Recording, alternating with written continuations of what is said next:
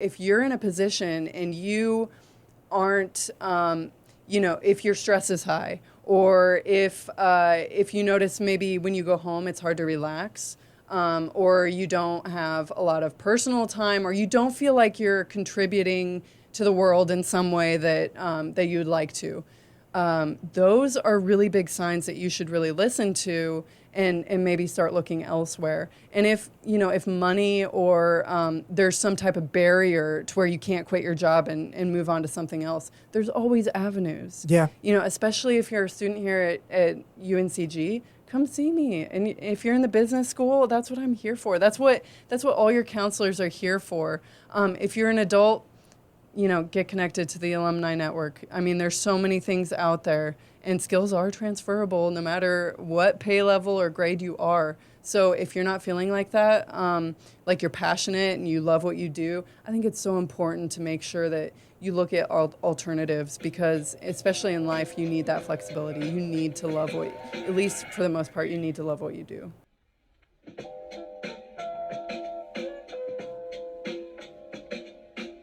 What's up, guys? Welcome to the Quest of the Future Messiahs, or QFM. Follow us on Apple Podcasts, YouTube, and Instagram. So we have a special guest, our first teacher, and, introduce yourself. Thank you for having me on.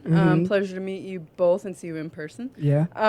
So I'm Stephanie Weber. I work at UNC Greensboro. I was a prior instructor here for about 2 years, and I'm currently a full-time staff member. So before we get into, the present, let's get to your background and origins, So what got you to be the person that you are today? That's very loaded. Yeah. So I grew up in Oregon, completely on the other side of the continent, Pacific Northwest. All my family is still out there. I'm not really close to my family. But they all live out there, and I go every now and then. So, as far as who I am, how much do you want to know? So I guess what got you to, get into the business field? Was it when you were younger, or was it recently? What got you into, I would say, what was the beginning of that interest? Yeah, I had no idea what I wanted to do as a kid. There was actually a good period of my time when I was about 10 to 12 where I was homeless, and I actually ended up going to a boarding academy for high school and living there about 2 hours south of where I grew up, because I didn't have anywhere to live. And so I lived there for 4 years, worked 4 hours during the day, 8 hours during the summer. And that I was there for 4 years. And when I graduated and went to college, I still had no idea. I got a scholarship for sports. And then I went into the Marines because I didn't know what I wanted to do. I had been to culinary school, and I loved that, but I really didn't know. So went into the Marines in 2011. I was about 22 years old. And so that really kicked off the person you see today. So as a veteran, what made you, what got you to be a Marine, as a veteran? Was it out of curiosity, or was you unsure about what you wanted to do? Well, the crazy thing is, I didn't ever really consider the military. And then when I got to talking to a Coast Guard, a Coastie, I guess, and he was talking about it. I was like, man, I'm a really great swimmer. I would love to be a swimmer in the Coast Guard. So I decided to just go in and talk to a recruiter one day. Well, it so happens nobody was in the office except for a Marine. And I knew nothing about any military branch whatsoever. And so I was talking to him, and he was like, can you do a pull-up? Because Marines, that's what we do. We do pull-ups, running, and sit-ups. And I was like, no, I can't do a pull-up.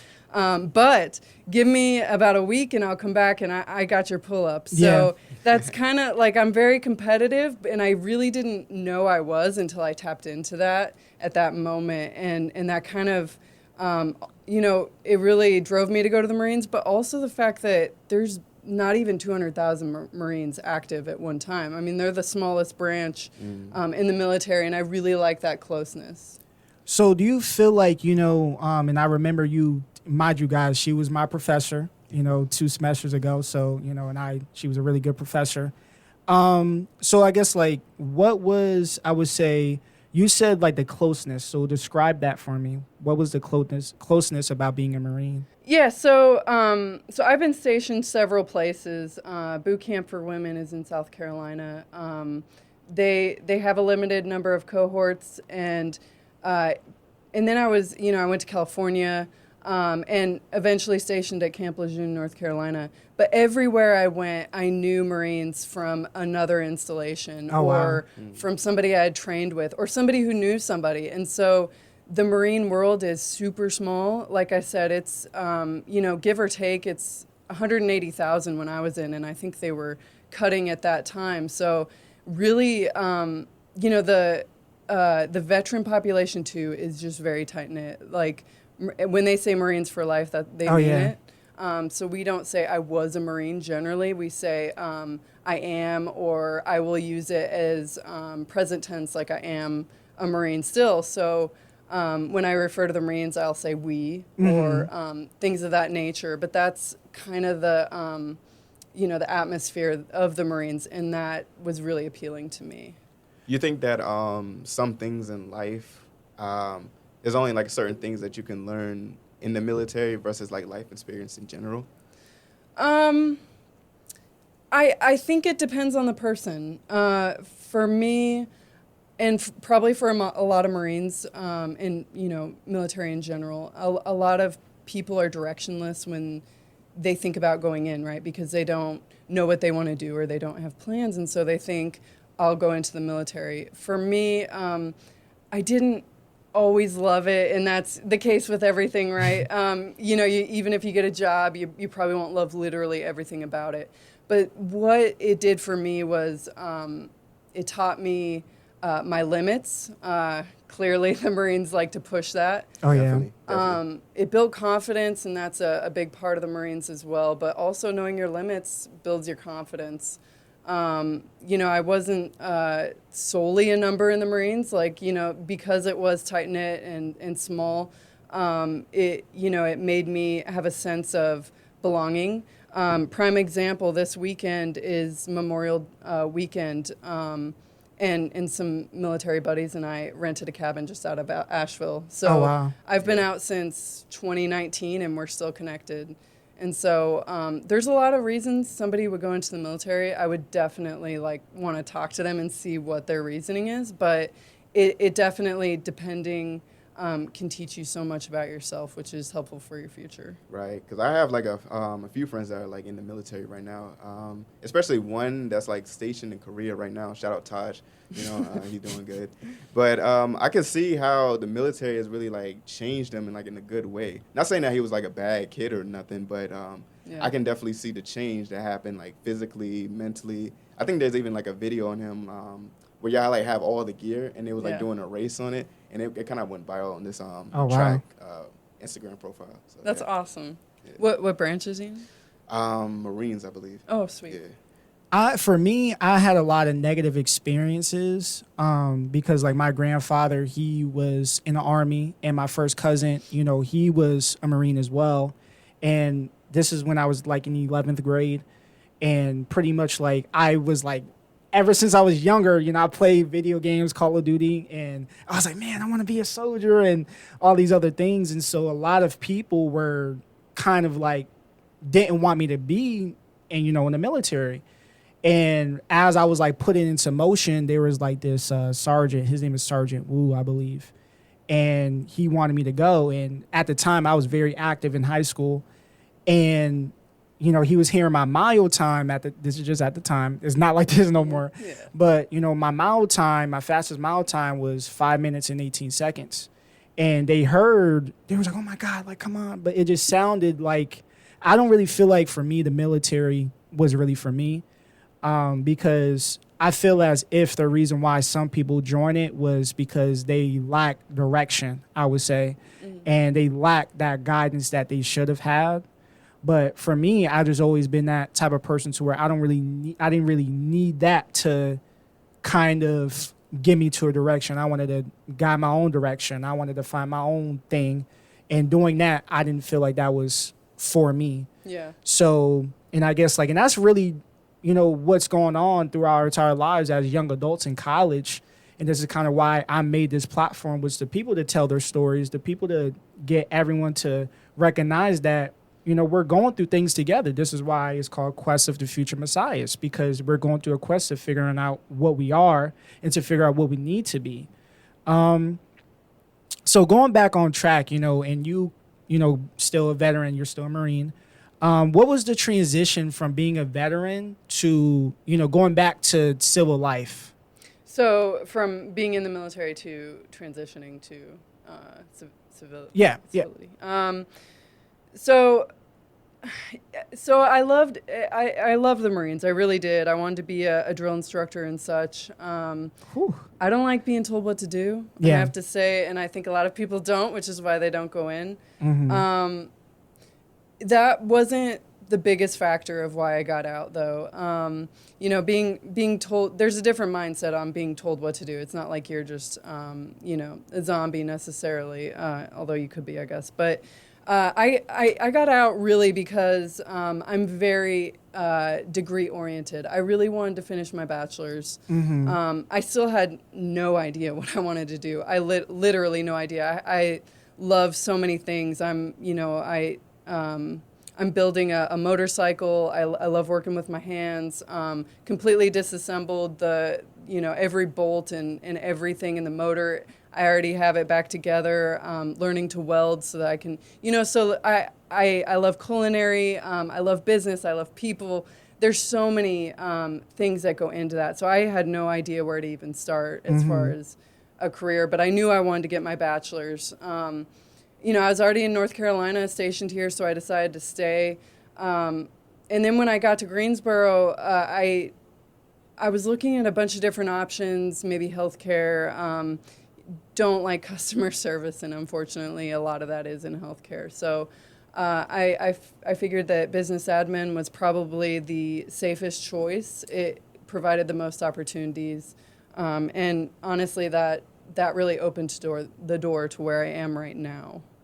Do you think that being in the business field, you could really do anything in business, especially in business administration? A lot of people that are confused. And for me, I think recommending business, you can really do anything with business. If you have a company, it's not just about making money. It's about building the ideas or looking at the background, as in accounting, or even really being the person where you're connecting with customers. And I feel like with business, you could, anybody has a role.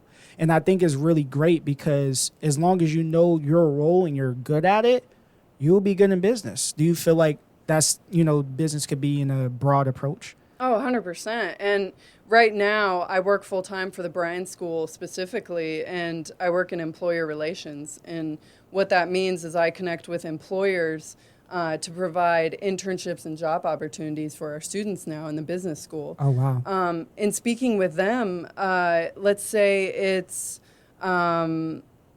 Cambridge Investments. I was speaking with them today. They're a finance and accounting firm, for the most part, but they're also looking for marketing students for their in-house marketing. HR. I mean, a business can't run without HR and business-minded people, finance, marketing, depending on whether it's in-house or not. Yeah. But they're still going to have to outsource, and if not, so, people, well, students especially, when they're looking for potential jobs, don't consider that big firms, maybe like Lincoln Financial or even Cone Health, aren't just sourcing for those like accounting, finance, or healthcare in particular. There's so many areas and facets that of business that they need to run their business right. What do you think is the most efficient degree in the Bryan School, or just in the business schools, in general for college? So, is this if a student doesn't really know what they want to do? Yeah, I can say for personal experience, I came in as an exploratory major, not knowing, I knew I wanted to get into business, but I didn't know, what aspect of it. I signed up for marketing, but I've been told from like my bosses and then like other people who were successful that as you go for like a business administration degree, then it's more broad, but as long as you have more of like a focus of like what you want to do within that business, then you can like end up making more money and makes you look more versatile. I don't know how true it is, but maybe you can like shed some light onto that. Yeah, I would agree. I think if you literally have no idea what you want to do, you know, I would suggest probably business admin, kind of the way I went. My background with business admin after obtaining my bachelor's degree is pretty broad. So I went into Tanger, who I worked with for about 5 years or just more. They were my last company I actually worked with. I worked with them for a year in the marketing department while I was going for my master's degree, which was actually in business communications and marketing. And so I worked in the marketing department there, and then I went on to Krispy Kreme. I worked in R&D, designing donuts, because I did have my culinary background. They were really interested in that. But I also took a business-minded person to assist there. And then finally ended up back at Tanger writing contracts. Did I think contracts was ever a thing I'd get into? I didn't. And I worked odd jobs like Spartan races and such as well, around that time frame. But if you have an inkling of what you want to do, so if you're thinking marketing, for instance, most of the time, marketing jobs aren't going to be what you see on TV. Like you're up, writing on a whiteboard, you have a team, you're talking, you're hashing it out. Maybe it's heated, whatever. That's not usually what you'll be doing, I have to say. Most of the time, you'll be behind a desk, a computer, and you'll be doing analytics of some sort, working with data, strategizing. But it's not quite as interactive as it might seem. So if you feel like you might be creative and love marketing, the first thing I would suggest is, and this is what I tell my students, go look up some marketing positions. Just, here in Greensboro, we have a couple of marketing firms. What I would do is research them and look at exactly what their positions say. Mm-hmm. Again, most of the time, you're going to be behind a computer and you're going to be dealing with data.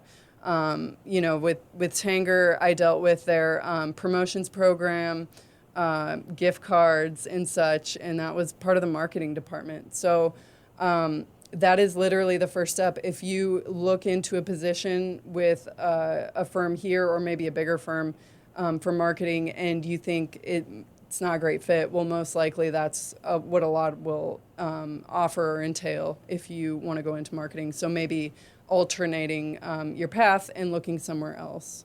If HR isn't your thing, accounting, finance, there's plenty of things out there that people just don't even think about. So browsing like Tanger's website, for example, and seeing, they have, if you like to travel, they have a lot of travel positions, maybe an area manager. And that doesn't mean sales necessarily. So keeping an open mind as to what's out there. I'm glad that you brought that up because I do believe, like, especially nowadays, there's so many opportunities of, like, making money and just, like, doing something in, like, an entrepreneurial standpoint. So it's just easier for, like, people to, I guess, like, per se, make money or, like, be very versatile nowadays. Yeah. So do you feel, so, like, I guess, like, when you were still, discovering, what type of job you were finding, what were the disadvantages of you, what were some of the ways that, like, jobs would turn you down? Because, like, I think one of the things that we have to learn is being rejected, and that could be, relationships, or that could really be, just being rejected by a job. Yeah. So what are some of the ways that you have been rejected and the reasons, and how can we learn from it and become better employees for a company? I think that's a fantastic question that's not asked enough, especially by students. I've been rejected so many times for opportunities. I will say I didn't know how to write a resume. I didn't know how to write a cover letter. I didn't ask questions. I may have just submitted an application and done it quickly because I didn't think I'd get the job anyways. Yeah. Instead of taking the time. Here is something that I harp on like crazy in my classrooms because I do teach cover letters, resume writings, interviews, all of those professional attributes. Students don't think, well, let's say this. If a student is looking at a position that they really want and they don't feel that they're qualified, not that they've asked questions or reached out, but they don't feel that they're qualified looking at that position, they won't apply. The thing that I harp on is skills are transferable. So if it is a marketing position, let's say, and you have a bachelor's in administration, skills are transferable. Are you a good communicator? Can you work in a team? Can you, are you a good problem solver? Can you look at data and not become overwhelmed? Whatever skill it might be that they list, most of the time, if you're confident in what you can do, and generally, if you are a good communicator, you know it. Yep. Generally, if you're a good problem solver or you can think on your feet or whatever it happens to be, you know. And those skills are transferable. Something I learned in the military, because I've been on many military boards, is, there would be a panel of people, they'd ask you questions, mainly military history or such. Most of the time, I had no clue what the answer was. But that doesn't matter at all. The fact is I had confidence when I answered. Even if it wasn't the right answer, I had confidence. Yeah. But I had confidence in myself. So companies aren't looking for an exact replica of what they put out most of the time for a position summary. They're looking for transferable skills. They're looking for creativity. So how do you feel it's transferable? They're not looking for, like if they put 1 year of experience. Well, I mean, come on, that's an entry-level job.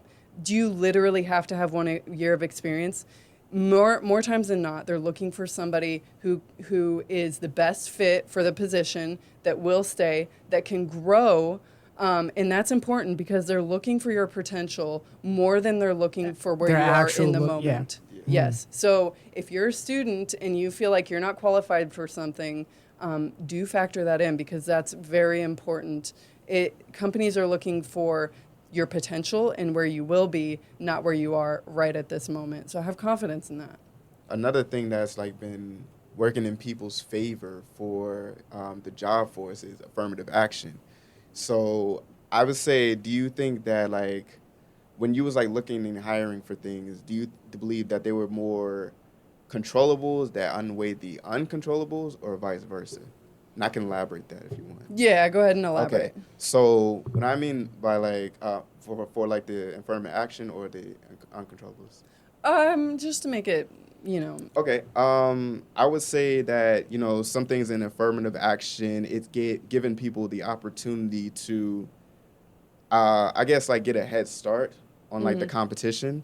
Okay. Like let's say you're trying to apply for a college, and you had like some people like in certain races that was able to pass the SAT scores and like get in at a lower cost. Like I would say, they even did this with Harvard, I believe, or Yale. It was one of the Ivy League schools where they had to like face like a lawsuit because of it, because certain ethnicities were able to get in because based off like affirmative I remember actions. that. And then I also do think that like some people that have male-dominated industries like tech, STEM, I think also the medical field too, they had some like affirmative action of going in for women to have it, like especially in the tech industry. Yeah. Like they are willing to hire somebody that's like female, minority based, and also like had like some other certain thing versus like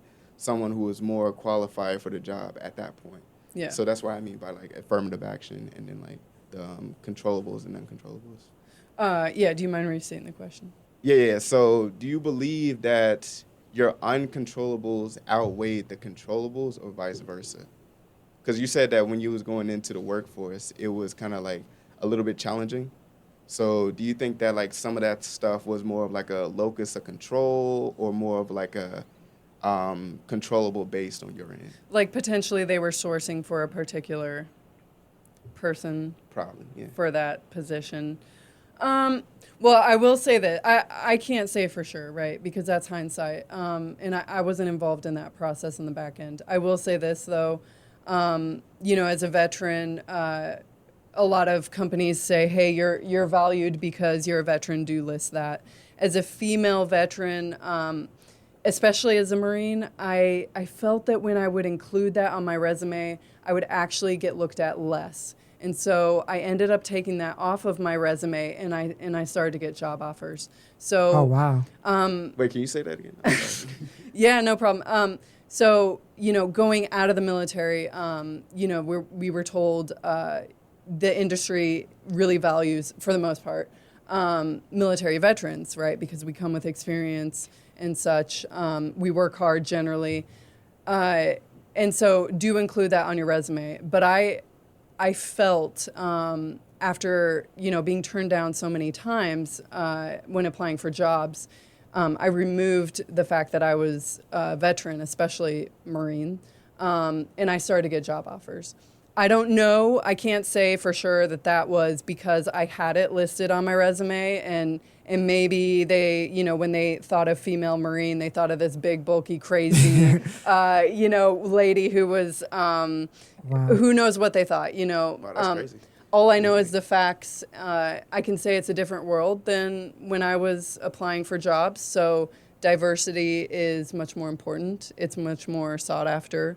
When I started at one of my companies after my bachelor's degree, there were literally just white people, maybe like one black person in the whole company that I knew of anyway.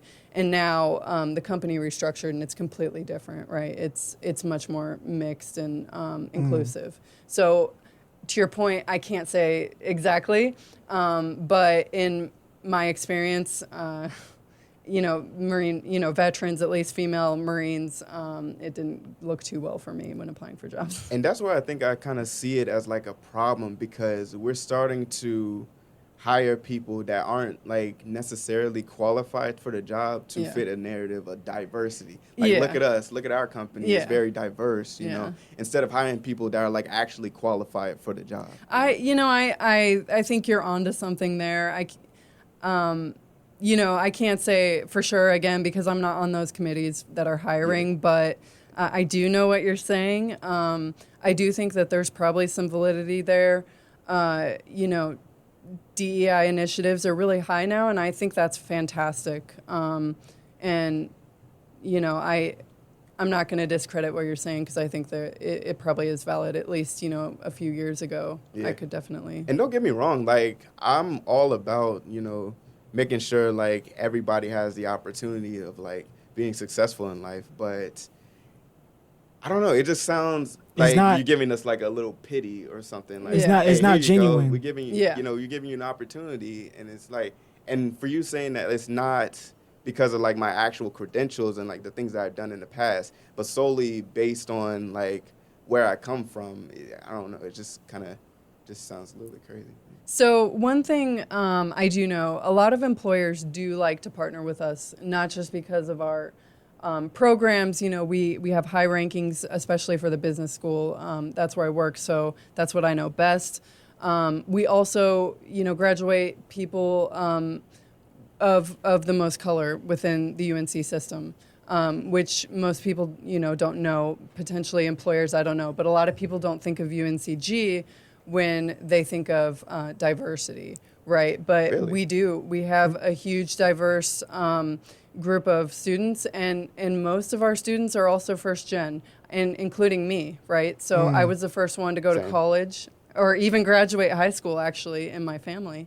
And I do have older siblings, and that includes my parents. You're first gen? Wait. Does that account for like parents or the siblings? It would be parents. I don't know that grandparents are counted in that. Okay. But that would be like your immediate, family. Okay, then yeah, I am. Yeah. So most of our population is, at least for the Bryan School, I know that for sure. And as a first gen myself, it's been really helpful to teach a lot of other first gen students. And, a lot of people don't know that about UNCG either. Isn't it like the most that graduate or the most people that graduate here is Black women? I know that women are the majority, not by much. I want to say, I can't say this officially because I don't know right now, but in the past I've seen like 55%, 58% are women. As far as women of color, I can't say for sure.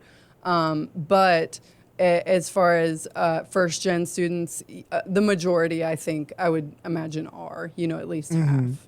Because like you realize, like things are really starting to change and it's starting to become really diverse to the point where you hear statistics and you won't even believe it. I think, I don't know what his name is, but I took a African history class and he was discussing like a lot of people that graduate here. And he said most people that graduate here are Black women. So I was just asking for a confirmation. Yeah, that's fantastic. I'm wondering if that's undergrad. I would imagine undergrad. The other thing I didn't mention is there is a real correlation between obtaining an undergrad degree and like an MBA, let's say. So a lot of students stop at their bachelor's. Maybe they're not interested in school and they just kind of struggled through their bachelor's.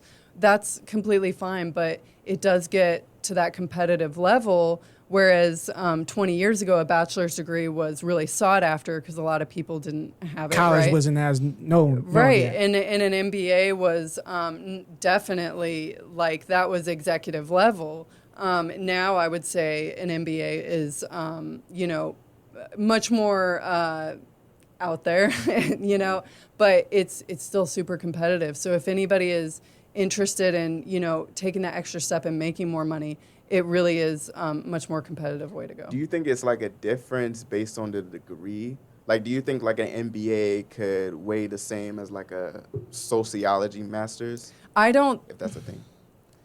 In my experience, if you're in the business sector, an MBA does outweigh a lot of other things. And, in speaking with employers, and I'm not going to say, let's say this, if you're in a specific industry, right? So you're economics, clearly, you can get an MBA. There's nothing, wrong with that. I think MBA is great for any degree or any field you want to go in because it's pretty rigorous, time tested, all those things.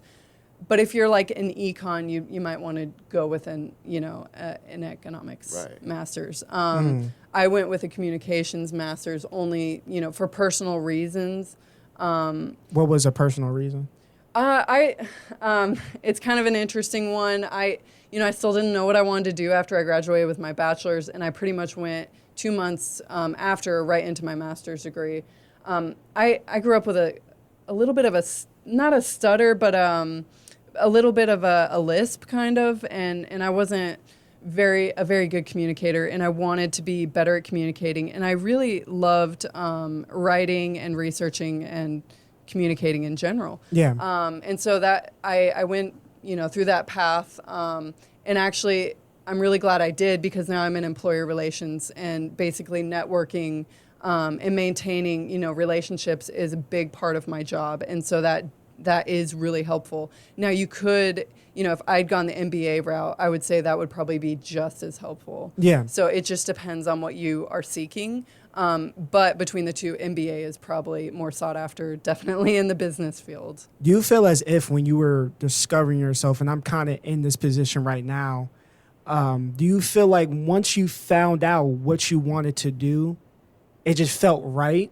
Do you get what I'm saying? Like not in a sense of like people telling you, or not in a like a logistic point of view, but more in an emotional, spiritual point of view. You could feel that this works for you, because, and I think that like again, we're all discovering what we are trying to do, and there were certain things to where I went to community college and I wanted to do accounting. I was looking at the numbers. I didn't like the numbers. It was too much. Yeah. I'm really good with my money. Thank you, but not in the sense of looking at other people's money. Yeah. I like looking at my own. But then I try to do something with business or, marketing and sales. And honestly, I potentially could have had a job at sales, but I felt as if that didn't work for me either. In a spiritual sense, it didn't really work for me. Yeah. But then I was like, I want to be an HR manager. And I just like hearing it, it worked so well. Yeah. Because I like talking with people such as you. I like talking with people. I like making connections with people. Mm-hmm. And, you know, all throughout my life, I love having people to feel belonged and feeling like they could talk to me, feeling like they could, you know, whatever problem they can come to me. Yeah. And then when someone says, you'll be a good HR manager, and I'm like, that works. Like, that fits perfectly. Like, is that last puzzle to like 1,000-piece puzzle, and you just put it in and it just works. It just is there. So what was that discovery for you? What was that time where you felt like, this is it for me? This is what I want, and I feel comfortable and confident. What was that experience for you?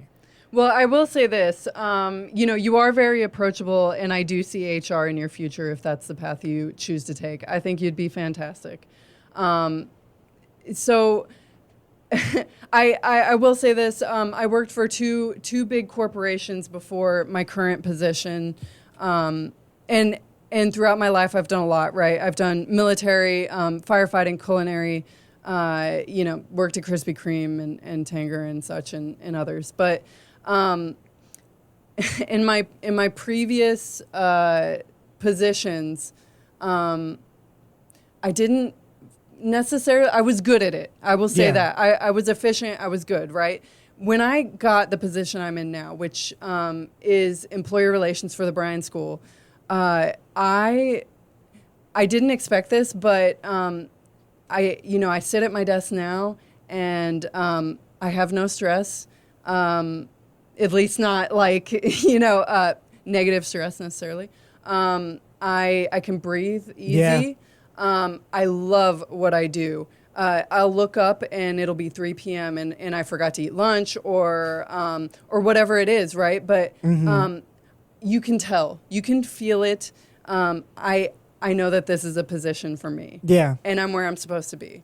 You know, when here's what I tell my students, and I might have told your class as well.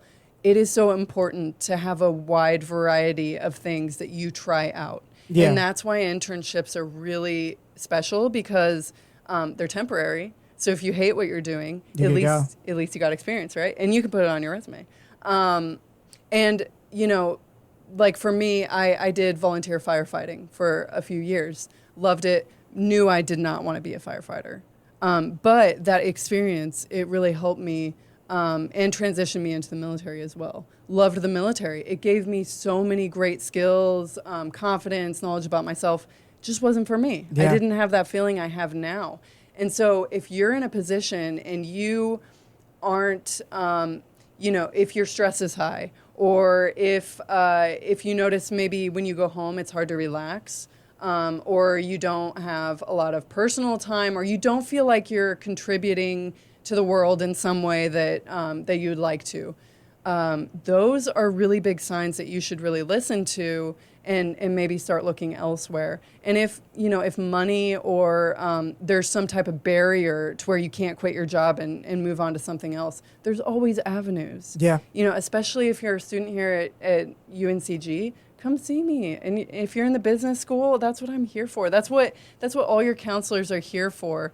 If you're an adult, get connected to the alumni network. I mean, there's so many things out there, and skills are transferable no matter what pay level or grade you are. So if you're not feeling like that, like you're passionate and you love what you do, I think it's so important to make sure that you look at alternatives, because especially in life, you need that flexibility. You need to love at least for the most part, you need to love what you do. Do you think that like sometimes the financial side of it can outweigh the happiness? Because I know like some people who like are in degrees, like this one person is like studying to become a doctor, but he hates the medical field like that. But it's more like it's just more of his parents, because they came in as immigrants and they wanted him to like be successful and get that opportunity of like doing something that they never got the chance of doing. So that's a great question. And actually students ask me that a lot. I will reference my own experience. I was 26, 27 when I was undergrad here at UNCG.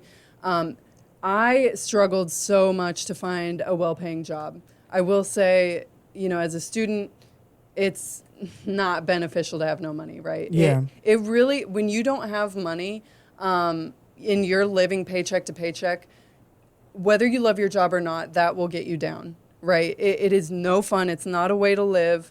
I will, so that's one thing. However, in my corporate jobs, I was also paid quite well. And I didn't love what I did to the point where it weighed on me to where when I went home, I loathed it. I'm going to be honest. I just did. And I could feel it. I could feel it was like a brick on my shoulders. Wow. It just it wasn't a good fit. I wish I had listened to that sooner, but we all, go through that at some point. I think that is an important thing to experience, because then you realize when you do get into a job, oh, this is right for me. But yes, pay is important, but in the long term, clearly I work for the state in higher education, so I'm not going to be a millionaire or anything, but in the long term, I'm going to be happy. So pay goes to a point, right? If you're living paycheck to paycheck, it's a struggle to enjoy your time and your personal life and everything that goes with that. Yeah. But if you make a lot of money and you hate where you're working, that'll do the exact same. So trying to find that good middle. Can you live off of $40,000 a year but love your job? It's really a balance act, honestly. You don't want to be on either side of the spectrum. I think it's just more like people just want that lifestyle that it kind of brings. Yeah. Because like people can actually live good off of the average income, which is like what, 40, 50K? Yeah, I would say now it's probably like around 50. But the issue comes in where you start making money, and then as you make more, you want more. upgrade, Yep. Yeah. and then you have to pay for more. So your car payment goes from like $200 to $600, and your house payment, right? And so if you absolutely hate what you do, and you have all these finances, it really is a shame to have to and a struggle to have to downgrade once you have upgraded, right? So hopefully people figure out what they love to do before they get to that point, so they don't have to downgrade. But yes, honestly, as much as I do miss being paid, the corporate salary, I'll have to say for me personally, doing what I do, I feel when I go home, I'm like, wow, I feel like I made a difference today. And for me, that makes the difference. So do you feel as if, kind of like my last question, but do you feel, and I need to email you because, we're in the same position, so I might need to connect with you. Yeah. But I guess, do you believe, you kind of already answered this, but do you believe that, success is better than happiness, or vice versa? It depends on the person, right? Yeah. So I think we took the Strength Finder for you in your class. You're right. Multiple classes. Yeah. Multiple. So the Strength Finder is super important. It'll help you on your resume, on your cover letter, but also more importantly in your interview. So when they say, "What are you good at?" Boom, pull out your Strength Finder. It's right there. And you're talking about the Cliftons? Exactly. Okay. Yeah. So we don't just do that, just to do it. Yeah. It is really important, and I think students lose sight of that. But success or being happy, right, is your question.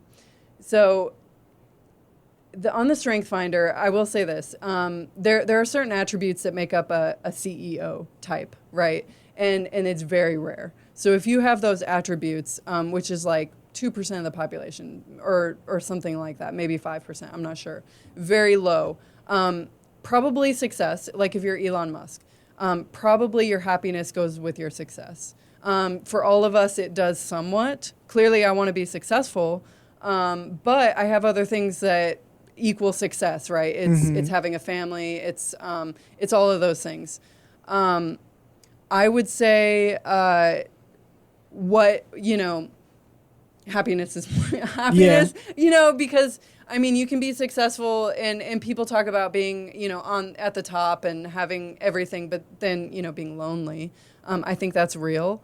But at the same time, if you're dirt poor and you're happy, people aren't complaining at that level if they truly are happy. Yeah. If you're simply solely success driven, that's on you, and that's great.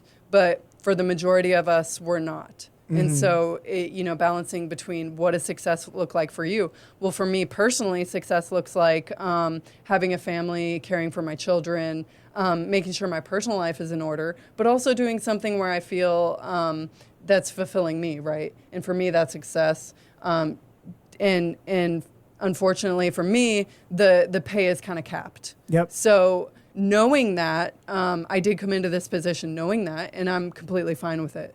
So in that instance, I do feel like I'm successful because I'm able to help students such as yourself, and I absolutely love that. And I'm getting paid what I knew I would be paid probably for in the long term, and I'm okay with that. So, success can look like a lot of things, but being happy with what you have and where you are and truly being happy, I think that makes all the difference. Because I realized that, I've dealt with people, for example, like my mom and my godmother, they have the same job. Mm-hmm. But I see the difference because like my mom, she's not really a computer because they're both computer engineers. They went in together. Wow. So my mom, she likes the job, but that's not what fits her. Yeah. As for my godmother, she loves math. She got all types of updates on the iPhone. She got everything Apple, right? Yeah. But for my mom, I could see, she did that out of necessity to take care of her children. And that's most cases on why they get into these jobs that pay a lot more money is to take care of financial things. But, my mom would sometimes tell me to get into something that has more money. I'm like, I don't want to do that because, like, if I get old or whatever, I'm not going to be happy. Mm-hmm. And I feel as if I care about my happiness. So, as you say, when you get home, you're not going to be like, you're going to be feeling good. You're going to be feeling good as if, again, the best job is the ones that don't feel like a job. Yeah. So it's like you have to feel as if, you're feeling comfortable and you feel like this works for me. Yeah. And, and as again, I came to this realization is when I work as a banquet server at my at Embassy Suites. Mm-hmm. And I was about to put my 2 weeks in and I felt as if I love the job, and I always, always be like, I hate this job. I always say this when I come here, he's always back and forth. But then, as I'm like, I start to realize how people were so nice to me. It don't feel like a job. It feels like I'm dealing with family. Yeah. So it's like as I'm getting these skills, because like they speak in Spanish, I got to speak Spanish too. I'm learning a lot of different things, but also I'm learning. I guess, like, what makes me feel comfortable, what makes me feel at home, not in a sense as in, like, I'm not going to do my work, this is in Waffle House, but is a sense as in, like, I'm going to be professional, but the people around me really got my back like a family. Yeah. So it's like, that's where that belonging comes in, and I was going to ask you, when you're finding your job is, and then when you find it, you start to figure out all these past memories of things clicking in me and, like, I was supposed to be here. Yeah. Like, in cross country, I felt belonged at my job. I felt belonged. When everyone's searching is that belonging. So when I heard about it, I'm like, what the? Like, everything just started to click together. Yeah. So, and again, like, I was about to quit. And I was like, you know what? I can't quit this job. This job makes me feel happy. I feel good. I got really good people here. I said, you know what? Akti, I can't leave this job. Well, here's my advice to you. If you don't feel like that's a long-term job for you, but you absolutely are happy in the moment, yeah, I think that's important, and it's important to realize that feeling and what brings you that feeling. Yep. And then when you do move on, let's say it's an HR position, you'll know whether that's a good fit for you, or maybe it's the company, right? Whether that company is a good fit for you or not, and then you can gravitate towards a different one. But now you know, and I think that's the most important thing. For your mom, she might be recommending going for that higher salary simply because success for her might look like being able to take her family and her kids on vacation. Yeah. Being able to give you kind of, the clothes you want for school or whatever it is. And that might be success for your mom is providing. Absolutely. Right. So she might not love what she does, but she can do so many things for Yeah. you. And so, success, again, it's like variable depending on the person. And that's why I wanted to ask you, like, where's your mindset? And I get it. It's dependent on the person. But when people talk about success, and mind you, a lot of people have different versions of success, as in like success in the family, success in the job. But I wanted to get your experience or in your input on what you would prefer. Yeah. But I keep saying the last question, but our conversations are getting really deep. But what would you say to those who are lost? You know, what would you say to those who are still trying to find a career, who are still trying to find where they belong? Like, what would be your advice to them? Yeah, I think where I would start is look at what you do when you're most happy. So outside of school or work or, you know, any obligation, what are you doing? Are you, you know, playing video games? Well, great. We have a new video game program. Maybe that's for you. And that's a huge area that is kind of booming right now, right? So video games, while they might be a good pastime, they could actually be like a job someday. What are you doing on your off time? Are you reading? Are you socializing with friends? Well, maybe you would be great employer relations specialist, you know, like me. It's things that you don't think about. So, you know, a lot of times when we're kids, we're told, hey, you'd be a great doctor, lawyer, or maybe you'll go to space. There's so many things outside of that are very niche, you know, like employer relations specialist. Like who would have thought that was something growing up? You know, in elementary school, I wouldn't have even known that was a job. Yeah. And now it's very sought after. And a lot of my job, I network. Students don't understand the power of networking. It's huge. If you meet somebody at an event and you know them face to face, they will help you with your resume, your cover letter, and get your foot in the door, right? So if you love those types of things, you know, I would say whatever you spend your free time on, or whatever you are nostalgic about, that's a really great place to start. For me, I had so many areas that I just love to do things. You know, I love working on my motorcycle. And people don't look at me and think that, you know, she would be that type of a person or whatever. I also love to paint. I really do. I wanted to go to school to be an artist, and I used to sell stuff as a kid, and I loved it. But, you know, I just, for whatever reason, my path didn't end up there.